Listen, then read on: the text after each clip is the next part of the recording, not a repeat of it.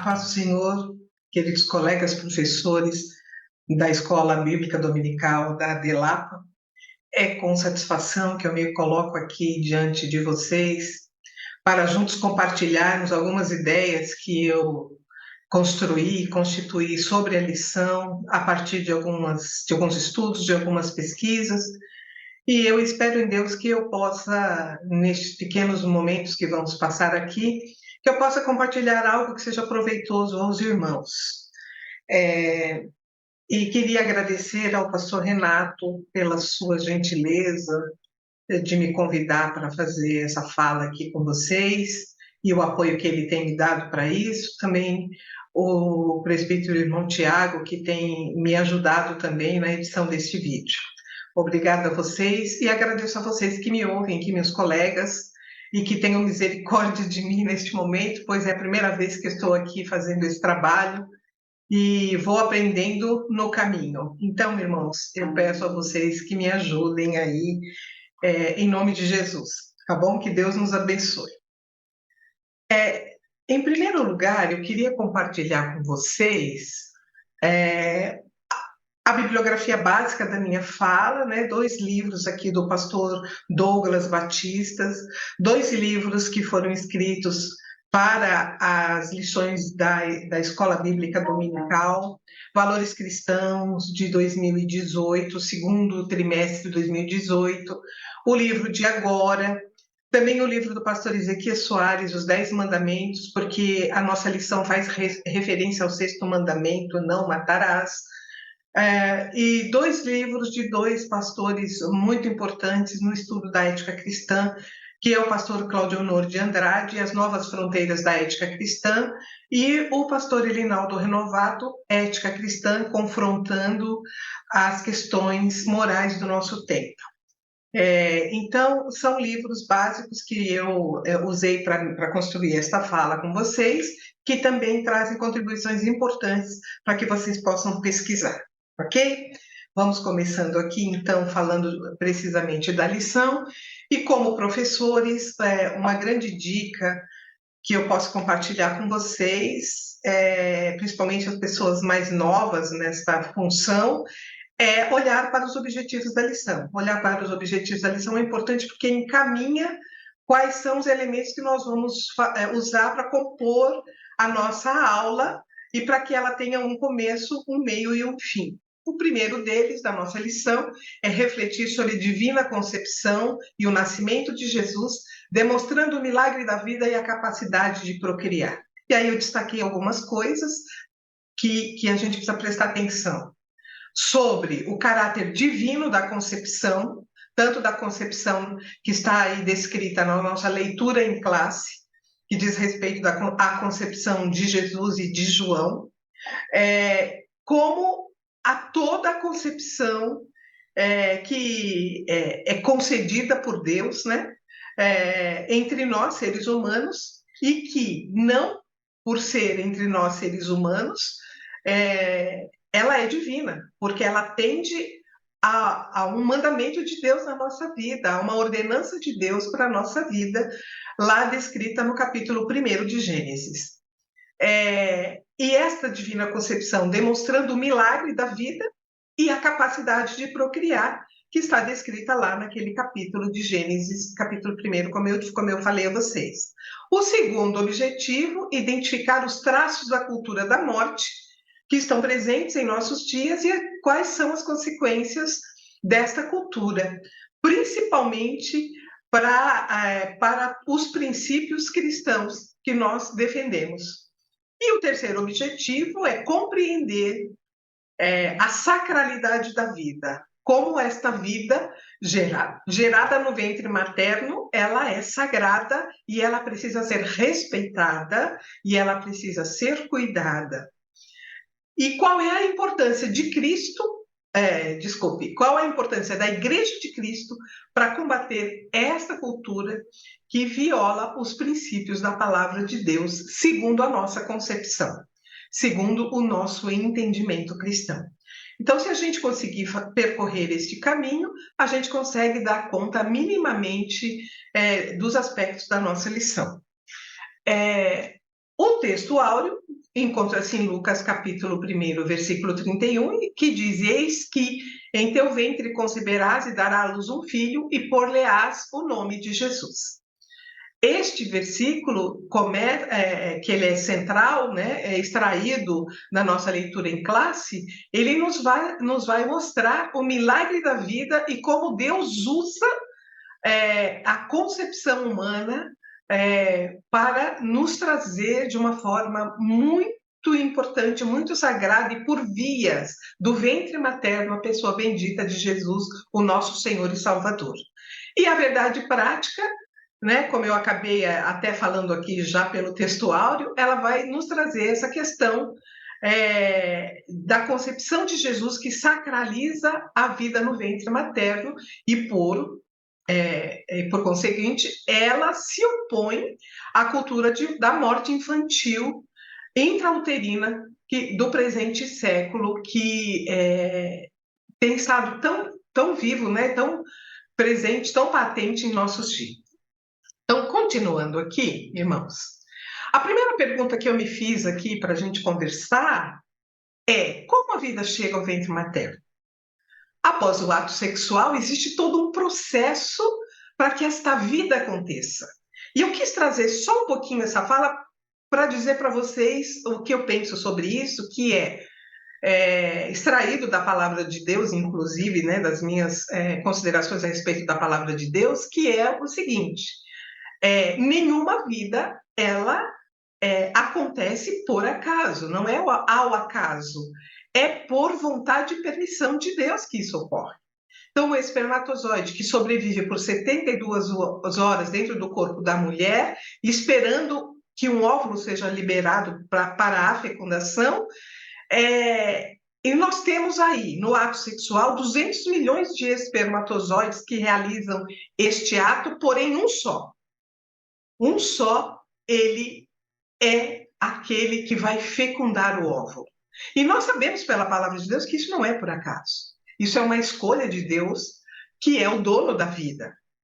E a fecundação ou a concepção, ela ocorre quando? Quando há fusão entre o óvulo e o ovário, e aí ele se torna um zigoto e vai em direção ao útero materno, e vai ocorrendo aí todo o desenvolvimento da formação desta vida. E por que eu falei isso, né? Não me investindo da ciência, mas como a leitora de um texto, né, que fala sobre ciência, eu quis trazer isso porque nós precisamos saber, como cristãos, qual é o momento em que Deus comunica a vida a esse ser humano em formação. É isso que é muito importante para nós como cristãos, para que a gente possa defender a sacralidade da vida, como a nossa lição nos traz. Há várias interpretações no mundo secular de quando que esse momento ocorre. Alguns dizem que a vida inicia-se com a fecundação do óvulo, com a fixação, do óvulo fecundado no útero, quando aquele zigoto se transforma em embrião, considerando que a criança no ventre da mãe, ela passa por 3 grandes fases: o zigoto, o embrião e o feto. É assim que a ciência nos diz. Então, alguns também dizem, alguns pesquisadores, que a vida humana, ela inicia-se na 3ª semana de gravidez, né, quando inicia-se o processo de gastrulação. Há outros ainda que dizem que o começo da vida ocorre no 14º dia da gestação, quando o sistema nervoso ele passa a ser formado. E aí é que a vida começa, este ser em formação começa a ter a vida. Outros ainda dizem que é por volta lá da 25ª semana, quando o feto tem condições de sobreviver fora do útero materno, é que a vida começa. E há aqueles ainda que dizem que a vida só tem início quando o bebê nasce. Porém, nós cristãos, o que nós cremos? Nós, como cristãos, o que a gente crê? A gente crê, e a ciência, né, através da classe dos embriologistas, a gente crê, e esses cientistas corroboram para essa tese bíblica que a gente crê, que o início da vida ocorre no momento da fecundação. é lá naquele estágio inicial da fecundação que ocorre a comunicação da vida, a comunicação de Deus, né? A vida que é dada por Deus a essa criança que vai nascer. E ocorre duas coisas importantes e milagrosas do meu ponto de vista. A primeira é que neste momento da fecundação,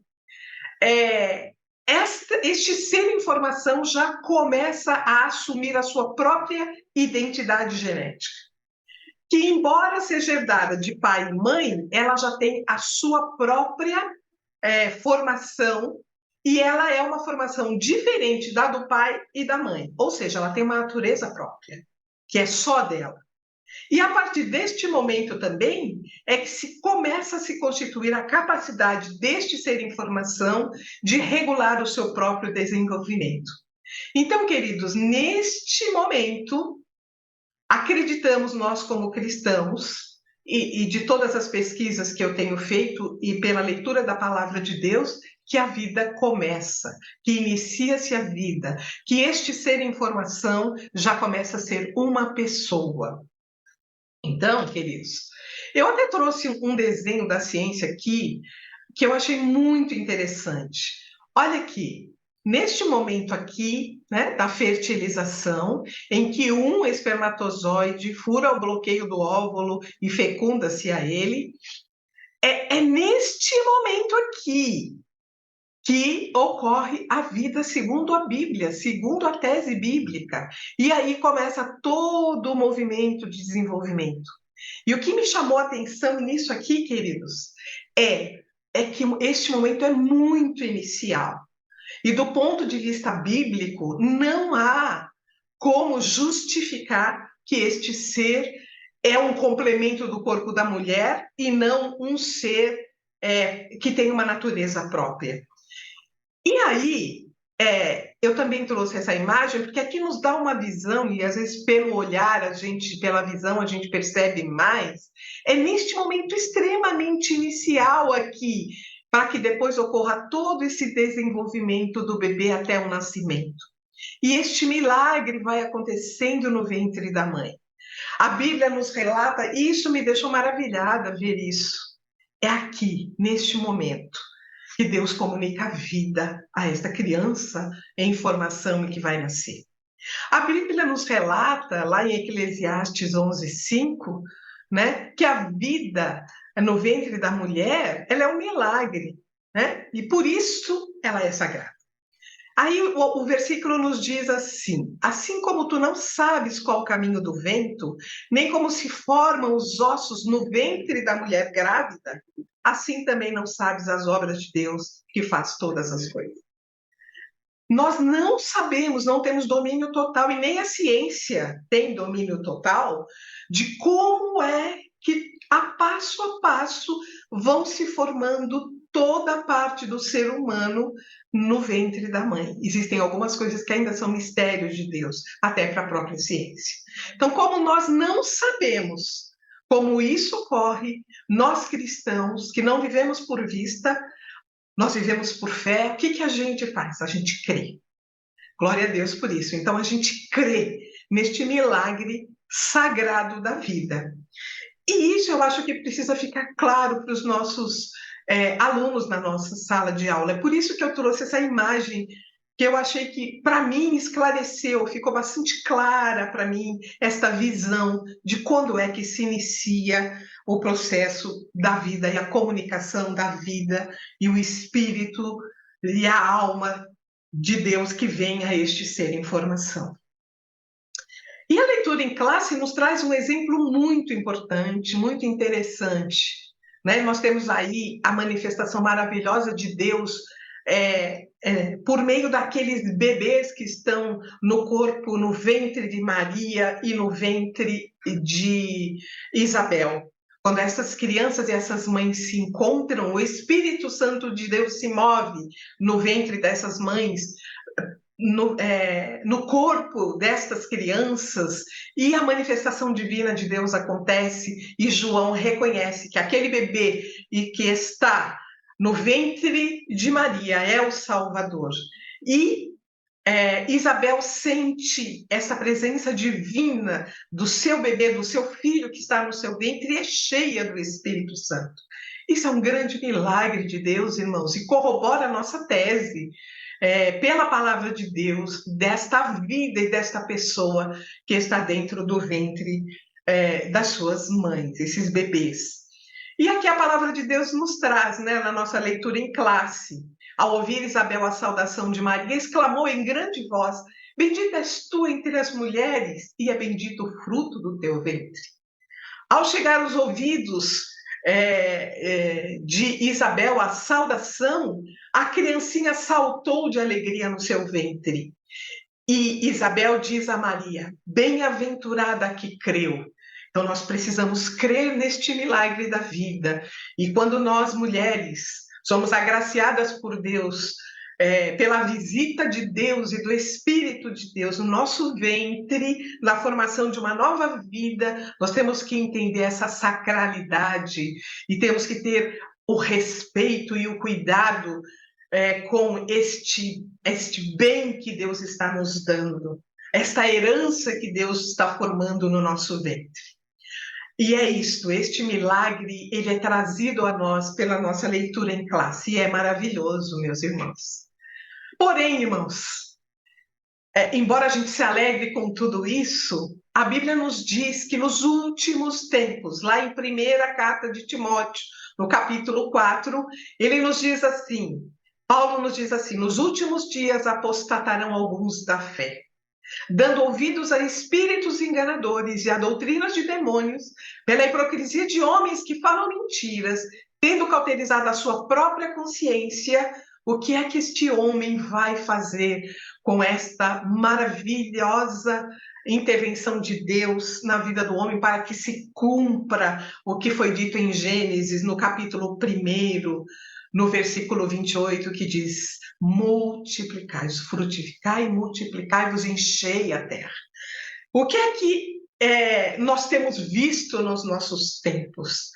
E nos nossos dias, uma tentativa ferrenha de desqualificar e de descaracterizar essas crenças que nós temos do cristianismo bíblico. Pela rebeldia do homem contra o reino de Deus e contra tudo que se chama Deus, nós temos visto que a atuação do espírito da Babilônia, que vem confundindo, seduzindo e enganando o homem, dizendo a ele que ele é o centro de tudo, que é por causa dele, que ele é capaz, ele é inteligente, ele não precisa de um Deus. Nós vimos isso lá na lição 1. Na nossa lição 2, a gente viu quanto que no nosso tempo presente a doutrina bíblica do pecado tem sido deturpada. E isso tem interferido principalmente nesse aspecto que nós estamos discutindo na lição 5, que é a dessacralização da vida. Pela adesão aos ensinos progressistas, a moral, cristã, a moral tem sido abalada, tem sido bombardeada por essas pessoas que estão sob a influência neste império do mal. E pela ideia da centralidade da criatura em detrimento da pessoa do Criador, nós vimos na lição 4, nós temos presenciado uma tentativa muito forte dessa dessacralização da vida. O homem, não conhecendo a sua condição de pecador e não reconhecendo que pela queda a natureza pecaminosa que ele tem desde a origem tem influenciado a sua maneira de pensar e de agir, o que estas pessoas, o que este império tem feito? Tem tentado desconstruir a moral cristã. E aí eu fui pesquisar um pouquinho sobre o que significa a palavra desconstruir, e a palavra desconstruir não significa apenas destruir a construção de alguma coisa que já está montada, já está feita, mas além de desconstruir, a ideia é refazer esta construção com outros padrões. E isso nós temos visto dia a dia acontecer nos nossos tempos. Implodir a ortodoxia bíblica é uma outra coisa que o império do mal tem feito acontecer. E o que significa implodir? É ruir por dentro, é fazer fracassar a ortodoxia bíblica, os padrões bíblicos, as doutrinas bíblicas que a gente tanto defende. E nessa lição 5, a doutrina da preservação da vida e corromper a fé na Bíblia, naquilo que a Bíblia diz. E nessa lição 5 a gente vê corromper a fé de que a vida é comunicada na concepção. Então, existe todo um processo, né? E essas vertentes que têm atacado a dignidade humana, tentando desacralizar a vida no ventre materno. Então, queridos, nós precisamos ter muito cuidado em como nós vamos tratar isso na nossa aula, porque esse bombardeio tem ocorrido dia a dia na vida das pessoas e na vida dos irmãos e daqueles que nos cercam. Qual é o objetivo dessa vertente que desacraliza a vida no ventre materno? O que nós já falamos aqui é modificar o conceito bíblico da vida, um dos conceitos essenciais da fé cristã. Então, a gente precisa combater contra isso. E qual é a alegação dessa vertente que desacraliza a vida? O direito incondicional da mulher ao próprio corpo. Então, meu corpo, minhas regras. É algo que a gente tem ouvido muito. Então, eu posso dispor do meu corpo como eu quiser. E eu posso dispor de qualquer coisa, inclusive entendendo que essa criança que é gerada no ventre de uma mãe, ela é um elemento do corpo da mulher e que pode ser descartado, e não como um ser vivo em formação. E é isso que a gente precisa fazer com que, trabalhar para que as pessoas entendam e para que o Espírito Santo de Deus auxilie essas pessoas, descortine a mente dessas pessoas. E eu peguei aqui lá no livro do pastor Elinaldo Renovato uma frase que eu achei muito interessante para compartilhar, que fala sobre essa questão da criança que está no ventre da mãe não ser uma parte do corpo dela, mas um ser em formação. Ele diz assim: Deus não dá o espírito e a alma a um amontoado de células ou a uma coisa, como entendem os materialistas, mas ele o dá a um ser gerado com potencialidades para nascer. E aí a gente vai se valer para entender isso, o que está escrito lá no Salmo 139. Davi, pela misericordiosa revelação de Deus, ele entende que ele foi entretecido no ventre da mãe. E lá no versículo 15 ele diz: os meus ossos não te foram encobertos quando no oculto eu fui formado e entretecido como nas profundezas da terra. No 16 ele diz assim: os teus olhos viram o meu corpo ainda informe, e no teu livro todas estas coisas, toda a formação deste ser foram escritas, as quais iam sendo dia a dia formadas, quando nem ainda uma delas havia. Então, irmãs, nós cremos. É preciso entender o sentido sagrado da vida e que esse sentido seja respeitado por todos os homens, em todos os tempos, em todos os lugares, em todas as situações. E é esta a nossa batalha, este é o nosso combate. Levar esta ideia e estes conceitos bíblicos e orar ao Senhor com muito fervor, para que ele derrame do Espírito Santo de Deus sobre a mentalidade das pessoas e abram o entendimento deles. Eu já falei um pouquinho aqui sobre meu corpo, minhas regras, então eu vou dar um pouquinho de continuidade, mas eu quero destacar somente um aspecto aqui.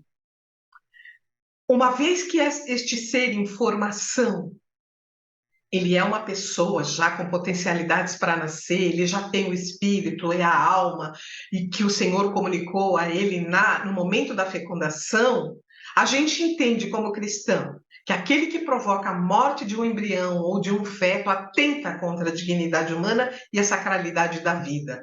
E, por consequência, transgride o 6º mandamento, que está lá em Êxodo 20:13, não matarás. A interrupção da vida em qualquer fase da gravidez, nós cristãos cremos que é uma agressão ao direito inviolável dessa criança nascer. E que, em defesa dos direitos da mãe, não podemos negligenciar os direitos deste bebê, deste feto em formação que está dentro do ventre da mãe que tem direito à vida. Eu queria ainda falar com vocês um pouquinho, só para esclarecer, assim, como professores, eu não sei se vocês vão ter tempo de tratar isso, mas para conhecimento nosso, que é assim, primeiro, ao fazer algumas considerações sobre o aborto, que é a interrupção da gravidez no ventre da mãe. Primeiro ponto, existem dois tipos de aborto. O aborto que é espontâneo, é aquele que ocorre de forma natural, o bebê não consegue se desenvolver e o próprio organismo expele aquele feto, então não há nenhum pecado e nenhuma transgressão aqui. E muitas vezes o aborto que ocorre em virtude de um acidente que a mãe sofre e que também, em virtude disso, ela perde o bebê. E existe o aborto induzido, que é aquele procedimento que é feito, existem vários tipos, nas pesquisas eu achei lá e li bastante sobre isso, porém agora eu acho que não convém, ou não é o nosso foco direto aqui, que é o procedimento para a retirada do embrião ou do feto, isso é o aborto. E o outro ponto é dizer, ainda, pela misericórdia de Deus, o aborto induzido é considerado um crime contra a vida humana pelo Código Penal brasileiro desde 1984, e é isso que muitos políticos e muitos setores da sociedade estão querendo alterar. Porém, existem 3 tipos de aborto que, pela legislação brasileira, eles não são qualificados como crime. Quando a gravidez representa risco de vida para a gestante, para a mãe, quando essa gravidez é resultado de um estupro e quando o feto nascer sem cérebro, for um anencefálico. Então, a legislação brasileira apoia e consente na retirada do bebê do ventre materno para que ele não viva. E aí, gente, entre nós cristãos, a gente tem uma certeza de que a vida é dada por Deus. Porém, este é um tema de muita delicadeza, de muito cuidado, que precisa de uma ética muito importante, de extrema relevância. E nestes casos, nós como professores, o que eu acredito que nós devamos, que eu entendo que nós devamos fazer com os nossos, falar e responder aos nossos alunos. Estes casos precisam ser tratados caso a caso. Eles precisam ser tratados por meio de uma orientação pastoral. Então, é indicado que essas pessoas procurem o pastor da igreja, conversem sobre essa problemática tão séria e sejam orientados por eles, por meio da palavra do pastor, da oração e da busca do Senhor. E também considerar que o aborto, embora seja consentido pela lei, ele traz sequelas. E aí, sequelas difíceis para a vida da mulher que aborta. E estas sequelas e estes problemas emocionais, espirituais, precisam ser tratados também à luz da Bíblia e com o auxílio pastoral, de uma comissão ou do pastor da igreja, mas é preciso que se trate desta forma, com todo o amor, com todo o cuidado, com todo o respeito ao sofrimento que cada um das pessoas e das vítimas estão passando. Qual é a posição cristã? No tópico 3, no item 3 da nossa lição, está claro lá. É uma posição de resistência. Toda ideologia que seculariza os princípios bíblicos deve ser combatida. Precisamos defender a dignidade humana e a inviolabilidade da vida desde a concepção, e nós precisamos ensinar que a vida humana é sagrada em todas as etapas do desenvolvimento da vida e que não pode ser violada por nenhum tipo de cultura. E o que é a base da nossa fé cristã aqui nesse tema? Está lá em 1 Samuel 2:6. O Senhor é que tira a vida e a dá. Faz descer a sepultura e faz tornar a subir dela. Esta é a nossa posição, considerando-se os casos de exceção que precisam ser tratados de uma forma amorosa, cuidadosa, por meio de um aconselhamento pastoral. para finalizar nossa fala aqui, agradeço a vocês até aqui. Eu queria deixar 2 textos.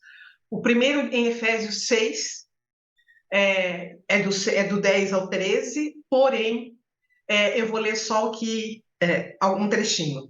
No demais, irmãos meus, fortalecei-vos no Senhor e na força do seu poder, para que a gente possa resistir nesse dia mau, né? Aí no final deste trecho diz assim: tomai toda a armadura de Deus, para que possais resistir no dia mau e, havendo feito tudo, ficar firmes. Então, o que eu conclamo a vocês e a nós cristãos, em nome de Jesus, nessa minha fala, vamos ficar firmes e vamos resistir com as armas que o Senhor nos dá, porque os dias são maus. E lá em 2 Timóteo 3, 8 e 9, Paulo diz assim: como Janes e Jambres resistiram a Moisés, também estes resistem à verdade. Então, nós estamos vivendo no tempo em que convivemos com uma grande parcela da sociedade que resiste a essa verdade bíblica, que tem o seu entendimento corrompidos e tem a sua fé reprovada diante de Deus.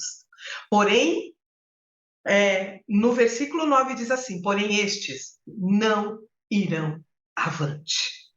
Então, irmãos, vamos nos revestir do poder e da autoridade de Deus e vamos trabalhar em prol da ortodoxia bíblica para a qual nós fomos chamados por Deus e vamos ficar firmes até o dia da vinda do Senhor. Que Deus nos abençoe e que nos proporcione nesse próximo domingo uma excelente aula e que seja proveitosa para todos. Um grande abraço, que o Senhor nos abençoe. Em nome de Jesus, eu agradeço a vocês pela tolerância e pelo carinho. Deus abençoe.